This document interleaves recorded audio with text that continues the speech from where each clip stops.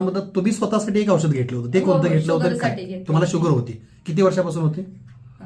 7-8 वर्ष झालं शुगर आहे. 7-8 वर्ष. किती शुगर असायची तुमची? माझी 500 पर्यंत जायची. ओके, त्यासाठी तुम्ही आमचं हे औषध घेतलं होतं ना, टी आणि अँटॉक्सिड डी. हो, ओके, साधारणतः किती दिवस वापरले आणि काय फरक पडलाय? मी 2 महिने घेतलं ते औषध. हां, त्यानंतर माझी शुगर म्हणजे इतकं गोळ्या घेतल्या, औषधं घेतल्या, प्लस मला इन्शुरन्स सुद्धा द्यावं लागलं. बरं. खरं इन्शुरन्स सुद्धा म्हणजे जेवढं इन्शुरन्स देईल हां. तेवढी शुगर कमी यायची, हां, त्याच्या व्यतिरिक्त नाही. मग परत ते बंद केलं की परत आहे अशी. बरं गोळ्यांचा तर काही इफेक्टच व्हायचा नाही माझा. बरं. पण हे तुमचं औषध मी टोटली त्या इन्शुरन्स प्लस हां, गोळ्या बरं. ह्या सगळ्याच बंद केल्या आणि हां. फक्त औषधं घेतलं. हां, तर 500 वर माझ्या 250 वर शुगर आली. आता 250 वर तुम्ही आहात.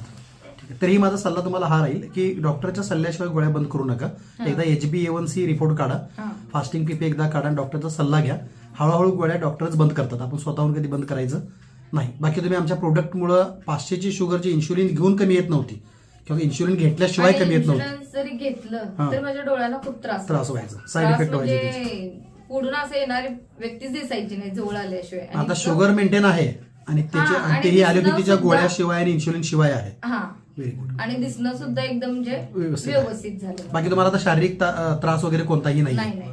तरीही तुम्ही डॉक्टरांच्या सल्ल्यानेच एकदा रिपोर्ट दाखवून गोळ्या जर अजून तुम्हाला गरज असेल तर हा कोर्स ही कंटिन्यू करा आणि डॉक्टरांच्या गोळ्या हळूहळू त्यांच्या सल्ल्याप्रमाणे तुम्ही कमी करा. आणि संस्थेच्या वतीने मी तुम्हाला एक विनंती करेन, आपण पत्रकार आहात, हो. पत्रकार म्हणून ह्याच गोष्टीचा ज्याचा तुमच्या साहेबांना रिझल्ट आला, दारूसारख्या तंबाखूसारख्या व्यसनातून ते बाहेर आले, हम्म. ज्याच्यामुळे तुम्हालाही त्रास होत होता, त्यांनाही भविष्यात त्रास होणार होता. हो. तर अशा अनेक कुटुंब आहेत जे तुम्ही आज पत्रकारिता करतानाही पाहताय, अनेक महिलांना त्याचा त्रास होतो. त्रास होतो. तर ही एक चांगली गोष्ट आहे, एक चांगला प्रोडक्ट आहे आणि संस्थेच्या माध्यमातून अनेक लोक व्यसनमुक्त होत आहेत. स्वतः तुम्ही अनुभव घेतलाय. हो. तर तुमच्या प्रचार व प्रसार माध्यमाच्या माध्यमातून, तुमच्या माध्यमातून हे काम अनेक लोकांच्यापर्यंत पोहोचवण्यासाठी संस्थेला सहकार्य तुम्ही हो, हो, नक्कीच. करावं ही अशी अपेक्षा.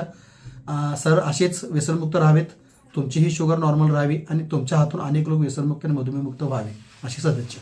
धन्यवाद.